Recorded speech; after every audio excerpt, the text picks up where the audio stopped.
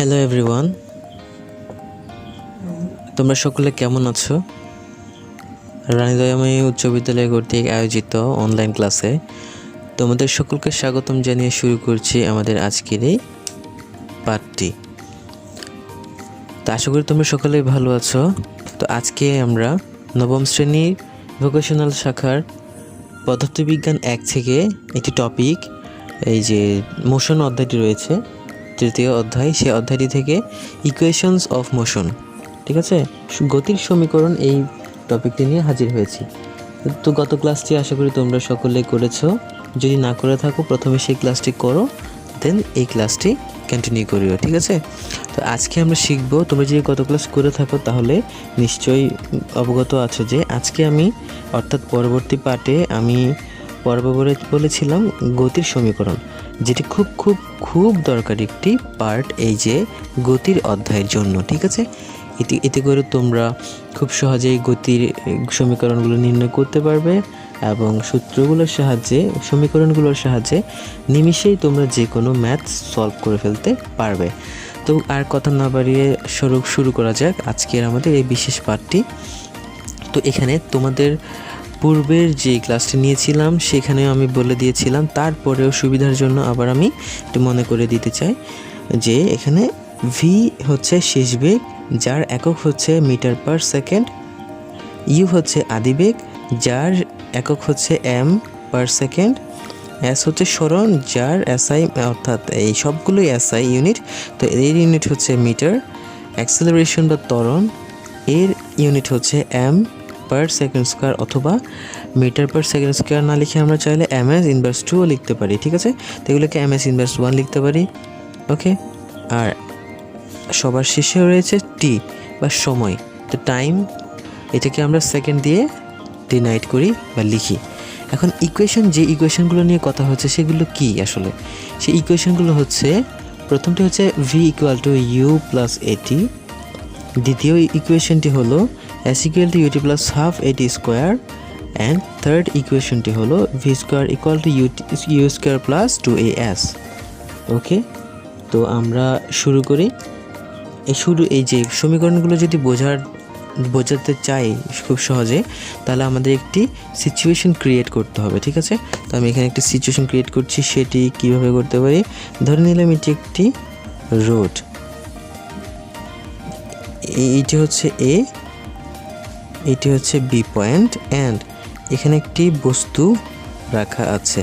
এই বস্তুটিকে যদি আমরা এই দিক থেকে ফোর্স দিই, এফ অর্থাৎ বল প্রয়োগ করি, তাহলে প্রযুক্ত বলের কারণে এই যে বস্তুটি এই দিক হয়ে, অর্থাৎ ত্বরণ করবে, ঠিক আছে, ত্বরণ ক্রিয়েট করবে, অ্যাক্সেলারেশন হবে। তো ত্বরণ হওয়ার ফলে এই বস্তুটি এখানে এসে পৌঁছাবে, অ্যান্ড এই যে এখান থেকে আমরা এটির গতি শুরু করেছিলাম, এটি হচ্ছে আদিবেগ অর্থাৎ ইউ, ঠিক আছে। তো এই আদিবেগ থেকে আমরা বস্তুটির উপর যদি বল প্রয়োগ করি, এই পয়েন্ট থেকে বস্তুটি যখন বি পয়েন্টে যাবে, এখানে থেমে যাবে, এই বি পয়েন্টের নাম হবে শেষ বেগ, ঠিক আছে। আদিবেগ থেকে শেষ বেগ একটা অ্যাক্সেলারেশন ক্রিয়েট করবে, এবং সেটি কত সময়ে? সেটি হচ্ছে টি সেকেন্ড সময়ে অতিক্রম করবে, ঠিক আছে। এই যে এই সিচুয়েশনটি ক্রিয়েট করেছি, এখন তাহলে আমরা ইজিলি বলতে পারছি এস ইকুয়াল টু ভিটি, ঠিক আছে। তো আমরা আরও ইজিলি বলতে পারি এখান থেকে যে শেষ বেগ মানে যে বেগটি ক্রিয়েট হয়েছে, এখানে যে ত্বরণটি ক্রিয়েট হয়েছে, সেই ত্বরণের কারণে বেগের পরিবর্তন ঘটেছে, অর্থাৎ আমরা বলতে পারি V equal to U plus AT, ঠিক আছে, সমত্বরণে। তাহলে খুব সহজে আমরা বুঝে গিয়েছি, সেটি হচ্ছে V equal to U plus AT. তো এই V equal to U plus AT, এটি হলো আমাদের নির্ণেয় সমীকরণ। এখন কেন এটি এমনটি হলো আমি বলি আবার, সেটি হয়েছে অ্যাকচুয়ালি এই যে এখানে ভি বেগ, এখানে ভিতে পৌঁছানোর জন্য অ্যাক্সেলারেশন যে সময়ে পার হয়েছে, হ্যাঁ, যে সময় পার হয়েছে, অর্থাৎ আমরা ইজিলি বলতে পারি যে এই যে এই ত্বরণ, অর্থাৎ ত্বরণ অ্যাক্সেলারেশন, এই ইকুয়াল টু কি? ইকুয়াল টু হচ্ছে শেষ বেগ মাইনাস আদিবেগ বাই টি টি। ওকে, তো আমি ইকুয়েশনটি করে দেওয়ার চেষ্টা করছি। আমরা যদি এটি এখান থেকে এখানে লিখি, এ ইকুয়াল টু শেষ বেগ অর্থাৎ অ্যাক্সেলারেশন ইকুয়াল টু শেষ বেগ মাইনাস আদি বেগ বাই টি, বা আমরা যদি আর গুণন করি তাহলে ঘটনাটা হবে এরকম যে এটি equal to V minus U. Okay, আবার যদি বা দিই আমাদের তাহলে এইটির এই সাইড থেকে এই সাইডে যদি রাখি, ইউটাকে যদি এই সাইডে নিয়ে আসি মাইনাসটা প্লাস হয়ে যাবে। ঠিক আছে, তো আমরা যদি ইউ প্লাস করে ফেলতে পারি, আগে থেকে ছিল এইটি অ্যান্ড এখানে হচ্ছে ভি। ব্যাস, এখন আমরা যদি এদের স্থানগুলো চেঞ্জ করে দিই, ভি এখানে চলে এসেছে এখানে, তাহলে ইউ প্লাস এইটি প্রতিসাম্য করার পরে যেটা পেলাম এটি হলো আমাদের সেই প্রথম সমীকরণটি। ঠিক আছে, আশা করি তোমরা সকলেই বুঝতে পেরেছো। ওকে, যদি বুঝে থাকো তাহলে আমি দ্বিতীয় সমীকরণে যাই। দ্বিতীয় সমীকরণটি যদি আমরা বের করতে চাই, আচ্ছা দ্বিতীয় সমীকরণটির দিকে একটু খেয়াল করি, S equal to UT plus half AT square. ঠিক আছে, ওকে ফাইন। তো এস কি? সরণ। ফাইন, তো এস ইকুয়াল টু আমরা জানি ভিটি। ওকে, সো এটি একটু মনে রাখো। অ্যান্ড এখন যদি আমরা এটা এই দ্বিতীয় সমীকরণটি প্রুভ করতে চাই তাহলে এস ইকুয়াল টু ভিটি এটা মনে রাখতে হবে। আচ্ছা এখানে লিখে রাখি এস ইকুয়াল টু ভিটি। ঠিক আছে তো? ওকে, এখন এটা মনে রাখলাম আমরা। তারপরে হচ্ছে আমরা এইখানে এই দুটার অ্যাভারেজ বের করতে পারি, মানে এই আদি বেগ শেষ বেগের অ্যাভারেজ, গড় বেগ আর কি। ঠিক আছে, তো গড় বেগ বের করতে হলে কি করতে হবে? ভি ইকুয়াল টু এই যে আদি বেগ এবং শেষ বেগ যোগফল প্লাস এই দুটো বেগের 2 দিয়ে ভাগ করলে আমরা ইজিলি অ্যাভারেজ পেয়ে যাচ্ছি। তো এর অ্যাভারেজটা কী হবে? এই V average equal to U plus V by 2। এখন আমরা যদি এখানে ভি এর মান যেটি রয়েছে এখানে যদি আমরা বা দিয়ে V average equal to UK your জায়গায় রাখলাম, ভি এর মান কি? তাহলে ভি এর মান হচ্ছে ইউ প্লাস এটি। আমরা 1 নং সমীকরণ হতে পেয়েছি, তাই না? তাহলে এখানে আমরা বসাতে পারি, সেটা হচ্ছে ইউ প্লাস এটি, যেহেতু প্লাস তার ব্র্যাকেট দিতে হচ্ছে না কারণ মানের চিহ্নের কোনো পরিবর্তন ঘটবে না। নিচে রয়েছে 2, দ্যাটস ফাইন। বা দিয়ে অ্যাভারেজ যদি আমরা চিন্তা করি এভিজি দিতে পারি অ্যাকচুয়ালি তোমাদের বোঝার সুবিধার্থে, যদিও তোমরা শুনছো নিশ্চয়ই। তাহলে এখানে ইউর সাথে ইউ যোগ করলে 2u প্লাস 80 আর নিচে হলো 2। এই 2টি এর এখানেও আসছে, এটি এর এখানেও আসছে। ঠিক আছে, তার মানে এটিকে আবার খুব সুন্দরভাবে লিখতে পারি। আচ্ছা নিচেই করি, কেমন? এভিজি তে অ্যাভারেজ যদি এভাবে করি, এটি এর এখানেও রয়েছে, তার মানে 2u/2 প্লাস 80/2। এখন আমরা যদি লাস্ট স্টেজে সরি এভিজি হবে, আচ্ছা যাই হোক, যদি লাস্ট স্টেজে চিন্তা করি 2 সাথে 2 কাটা হলে এখানে ইউ থাকে প্লাস 2 সাথে 2 কাটা যাওয়ার কোনো প্রশ্নই ওঠে না। এখানে হাফ, এটাকে হাফ চিন্তা করতে পারি। কি চিন্তা করতে পারি? হাফ। আর এখানে থাকে কি? 80। ওকে, কি করতে পারি? হাফ চিন্তা করতে পারি আর এখানে থাকে 80। Okay fine. তো কাজেই অতিক্রান্ত দূরত্ব কি বলেছিলাম তোমাদেরকে? এই 80। এস ইকুয়াল টু ভিটি। এখন এস ইকুয়াল টু ভিটি এখানের মধ্যে যদি আমরা এটা অ্যাপ্লাই করতে চাই, এই এস ইকুয়াল টু ভিটি এখানে যদি আমরা জাস্ট এস লিখে এই ভি এর মানটি যদি বসাতে চাই, অর্থাৎ ইউ প্লাস হাফ 80, এটা কোনটি? গড় মানে অ্যাভারেজ যেটা বের করেছি সেটা। অ্যাভারেজ ভেলোসিটি যেটা, অর্থাৎ ইনিশিয়াল ভেলোসিটি আর এই যে এন্ড ভেলোসিটি রয়েছিল, এদের এই যে অ্যাভারেজ ভেলোসিটি বের করেছি, হ্যাঁ, ফিনিশ ভেলোসিটি সহ ইনিশিয়াল ভেলোসিটি সহ, এই যে এইটার অ্যাভারেজ বের করে আমরা জাস্ট এখানে এস ইকুয়াল টু ভিটি জানি আমরা। তো এখানে মানে এই যে অতিক্রান্ত দূরত্ব যেটা S equal to VT, that is why আমরা ভি এর মানটা এখানে বসালাম। আফটার দ্যাট টি গুণ করলাম। ঠিক আছে, এখন আমরা যদি ফাইনালি এখানে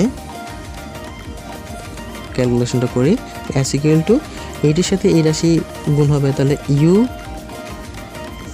টি প্লাস এই হাফের জায়গায় হাফ থাকবে, এ টির সাথে টি গুণ হবে, তাহলে টি স্কোয়ার। ব্যাস, তাহলে এস ইকুয়াল টু কি পাচ্ছি আমরা, UT plus half AT square, এটা হচ্ছে 2 নং সমীকরণ। ব্যাস আমরা এটিও পেয়ে গেলাম। এই যে 1 নং সমীকরণ আগে পেলাম, 2 নং সমীকরণ এখন পেলাম। ফাইন, নিশ্চয়ই তোমরা বুঝতে পেরেছো। খুব সহজ একটি জিনিস। তোমরা যদি ভালো করে ভিডিওটি লক্ষ্য করো এবং মনোযোগ সহকারে খাতা কলম নিয়ে করো, অবশ্যই খাতা কলম নিয়ে বসতে হবে তোমাদের, তাহলে ইজিলি এই যে ইকুয়েশনগুলো তোমরা খুব সহজেই আত্মস্থ করে ফেলতে পারবে। আর আমি এই জিনিস একটা কথা বলি, এগুলো অ্যাকচুয়ালি মুখস্থ জিনিস নয়, ঠিক আছে? মুখস্থ করার জিনিস নয়, বিষয় নয়, এগুলো বোঝার বিষয়, মনের মধ্যে ধারণ করার বিষয়, ঠিক আছে? আমরা এ পর্যন্ত যেই গতির সমীকরণগুলো বের করেছি তার প্রত্যেকটিতেই সময় বা টি আছে, তাই না? খেয়াল করো। তো আমরা ইচ্ছে করলে এই সমীকরণগুলো ব্যবহার করে একটা সমীকরণ বের করতে পারি যেখানে টি নেই, ঠিক আছে? আচ্ছা ঠিক আছে, তো তোমাদের বইয়ে রয়েছে, আমি বইয়ের হিসেবে না দেখি আমি আরও সহজে দেখানোর চেষ্টা করব। আশা করি তোমাদের ভালো লাগবে জিনিসটা। যদিও বা অ্যান্সার তো আলটিমেটলি বইয়ের মতোই হবে না, আর হতেই তো হবে, তাই না? তো আমরা একটু বই থেকে বের হয়ে জিনিসটা একটু থিঙ্ক করি, ঠিক আছে? তো আমরা প্রথমে কি পেয়েছিলাম, প্রথম যে সমীকরণটি পেয়েছিলাম এই যে সেটি হলো V equal to U plus AT, তাই না? ওকে ফাইন, 1 নং সমীকরণ। 2 নং সমীকরণ কী ছিল, S equal to UT plus half AT square, ঠিক আছে? আচ্ছা, এবার যদি আমরা 1 নং সমীকরণ নিই, 1 নং সমীকরণ হতে পাই লিখি, সেটি হচ্ছে V equal to U plus AT. এখন উভয় পক্ষে বর্গ করব, উভয় পক্ষকে বর্গ করলে হয় কি, U square and V plus AT whole square বর্গ করে, দুঃখিত। আচ্ছা ঠিক আছে, এবার তাহলে যেহেতু বর্গ করলাম, এখানে দেখো ইউকে যদি এ ধরে নিই, ইউ রাশিকে, প্লাস এটিকে যদি বি ধরে নিই, বি রাশি, তাহলে এ প্লাস বি হোল স্কোয়ার। তোমাদের সেই ছোট্টবেলার একটি সূত্র মনে পড়ে গিয়েছে না? আচ্ছা, তাহলে আমরা A plus B whole square যদি সূত্র বসাই, A plus B whole square, তাহলে A square plus 2a B plus B square, A square plus 2a plus B square. তাহলে এখানে বলে রাখি এ টি হোল স্কোয়ার মানে এ স্কোয়ার এবং টি স্কোয়ার। ওকে ফাইন, এখন তাহলে আমরা নেক্সট এখানে চলে যাই, সেটা হচ্ছে V square equal to U square plus 2uat plus AT whole square, এটাকে আমরা এ স্কোয়ার টি স্কোয়ার চিন্তা করে নিলাম। ওকে, এখন আমরা যদি আচ্ছা এটি লিখে ফেলি, লিখলে ব্যাপারটা খুব সহজ হয়ে যাবে। ব্যাস, এখন কেন সহজ হবে বলেছি দেখো, বি স্কোয়ার ইকুয়াল টু যদি ইউ স্কোয়ার প্লাস এই যে 2uat প্লাস এ স্কোয়ার টি স্কোয়ার থেকে আমরা ইজিলি কমন নিই, উভয় দিক থেকে 2 কমন নিলাম, 2 কমন নিলে এখান থেকে আরও a কমন যায়, 2a কমন নিলাম, আর কি কমন যায়, আচ্ছা আর কিছু নেব না, হ্যাঁ? তাহলে 2a কমন নিলাম সাপোজ, তো 2a যদি কমন নিই এখানে থাকে কি, আর ut থাকে। ওকে, 2a কমন নিলে ut থাকে, প্লাস এখানে এই যে আমরা যদি a নিয়ে নিই তাহলে আর কি থাকে, a থাকে, এখানে টি স্কোয়ার থাকে। ওকে, এখন আরেকটু সমস্যা হতে পারে, তোমরা বলতে পারো স্যার কমন নিলাম, কমন নেওয়ার অপর নাম ভাগ করা, তাহলে এটি তো ঠিক আছে, 2 বসে যাচ্ছে, ইউ বসে যাচ্ছে, এ টি সব বসছে, এখানে কীভাবে হলো? হ্যাঁ রাইট, এখানে তোমরা ম্যাথে এই যে 3.123 যেগুলো করেছো, জেনারেল ম্যাথের কথা বলছি, সেখানে নিশ্চয়ই তোমরা পেয়েছো ব্যাপারগুলো, তাই আমি মানে বেশি ডিসকাস করছি না। তো যেহেতু এখানে 2 অলরেডি একটা থেকে যায়, মানে এখানে বাড়তি হয়ে গেল, তাই না? এ স্কোয়ার টি স্কোয়ার পেলাম 2, সেহেতু এই 2টাকে বাদ দেওয়া লাগবে, তাহলে 2টা বাদ দিয়ে দিলাম, ঠিক আছে?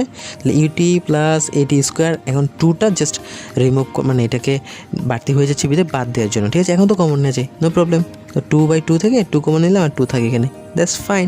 ওকে ফাইন, এবার আমরা যদি ব্যাপারটাকে চিন্তা করি, এখানে U square plus 2a UT plus half AT square, মানে কি বললাম, V square equal to U T plus, দুঃখিত এখানে একটি জিনিসটা লিখতে ভুলে গিয়েছি, ইউ স্কোয়ার কে লিখবে, দুঃখিত। তাহলে ইউ স্কোয়ার প্লাস 2a, আর এখানে হচ্ছে UT plus a half AT square final. Okay, ঠিক আছে। এখন আমরা যদি এই যে UT plus half AT square এটা চিন্তা করি, এটা কিসের ক্ষেত্রে পেয়েছিলাম? UT plus half AT square, একটু লক্ষ্য করি তোমরা, UT plus half AT square কিসে পেয়েছিলাম? এসে। That's fine. সুতরাং আমরা বলতে পারি V square equal to U square plus 2a, পুরো রাশিটার মান হচ্ছে এস, তাহলে আমরা এস বসে দিতে পারি। That is our third equation. Okay, সেটা কি? V square equal to U square plus 2as, that is our third equation. Very simple if you think about this equation, these three equation. ওকে, তো তোমরা নিশ্চয়ই আশা করি নিশ্চয়ই বুঝেছো। এখানে আসলে না বোঝার কিছুই নেই। খুব ঠান্ডা মাথায় তোমরা যদি জিনিসটা বুঝতে চেষ্টা করো তাহলে একদম সিম্পলভাবে জিনিসটাকে তোমরা নিতে চেষ্টা করবে, ঠিক আছে? Okay fine. তো আশা করি তোমরা সকলে জিনিসটা বুঝতে পেরেছো খুব ভালোভাবে। তো আমি পরবর্তী ক্লাসে তোমাদের থিওরি তো অনেক পড়ালাম না, তাহলে পরবর্তী ক্লাসে আমি তোমাদের জন্য একদম বাকাশি বোর্ডের প্রশ্ন নিয়ে হাজির হব, এগুলো সমাধান করে দেবো। অ্যান্ড এখান থেকে তোমরা আইডিয়া পেয়ে যাবে কী টাইপের কোয়েশন আসতে পারে। অ্যান্ড তোমরা নিশ্চয়ই মার্ক করতে পারবা। এই অধ্যায় থেকে তো একটি অঙ্ক থাকবেই, ঠিক না? তো এই গ্রুপ থেকে একটি অঙ্ক, অর্থাৎ একটি অধ্যায় থেকে একটি প্রশ্ন আসবে, সেটি অবশ্যই মার্ক করা লাগবে। তো সেই কারণে আমি যতটুকু শর্টকাট করা যে জিনিসটাকে এবং তোমাদের ক্ষতি না হয় মতো সেটি করার চেষ্টা করব। এখানে যে আমরা অ্যাক্সেলারেশন পড়েছি, অন দি আদার হ্যান্ড ডিঅ্যাক্সেলারেশনও রয়েছে, আমরা জানি। এখানে ঘটনাটা যদি একটু চেঞ্জ করে দিই, কোনটি? এই যে ফোর্স দেওয়ার ঘটনাটি যদি ইউ থেকে মানে সামনের দিকে দিই, তাহলে 0 থেকে তো প্লাস হচ্ছে, বৃদ্ধি পাচ্ছে বেগ, অ্যাক্সেলারেশন হচ্ছে, তাই পজিটিভ ত্বরণ বা ত্বরণ হতে পারে। যদি এটিকে অ্যাকচুয়ালি আমরা এফ মাইনাস দিই, অর্থাৎ এদিকে না দিয়ে বল যদি এদিকে পাঠাই, তাহলে স্পিড থেকে কমতে থাকবে না, মানে স্পিড থেকে কমতে থাকবে, তাহলে অ্যাক্সেলারেশনটা হবে নেগেটিভ অ্যাক্সেলারেশন। ওকে, তো নেগেটিভ অ্যাক্সেলারেশন যেতে হবে, তোমাদের ঘাবড়ানোর দরকার নাই, সব কিছু একই থাকবে, শুধুমাত্র এই যে ইউ প্লাস এই প্লাসটা হয়ে যাবে মাইনাস, কেননা অ্যাক্সেলারেশন তখন নেগেটিভ মান ধারণ করবে, ঠিক আছে? মন্দন হবে আর কি, তাই না? তো মন্দনের সময়, ত্বরণের সময় এগুলো ইউজ করতে পারবো। মন্দনের সময় জাস্ট এইখানে প্লাসের জায়গায় মাইনাস করে দেবো, অ্যান্ড এখানেও সেম প্লাসের জায়গায় মাইনাস করে দেবো, এখানেও সেম প্লাসের জায়গায় মাইনাস করে দেবো, তাহলে হয়ে গেল এটি মন্দনের সূত্র। তবে আরও ইজিলি বলে রাখি, তোমরা প্রথম যে সূত্রগুলো বলেছিলাম ইকুয়েশন সমীকরণ, সেগুলো দিয়ে করবা। অ্যান্সার যদি মাইনাস আসে তাহলে বলতে হবে মন্দন হয়েছে, আর যদি পজিটিভ আসে তাহলে বলবা ত্বরণ হয়েছে। খুব সিম্পল, মানে এইটি না করলেও চলে, তাই না? আর যদি তোমরা বেশি ইজি করতে চাও তাহলে সূত্রগুলো বসানোর সময় মাইনাস বসাইলে সরাসরি যে মানটা আসবে সেটাই হচ্ছে মন্দন। এই পর্যন্ত তোমরা ভালো থেকো, সুস্থ থেকো, সাবধানে থেকো। আজকে ক্লাসটি এখানেই সমাপ্ত করছি। ধন্যবাদ সবাইকে।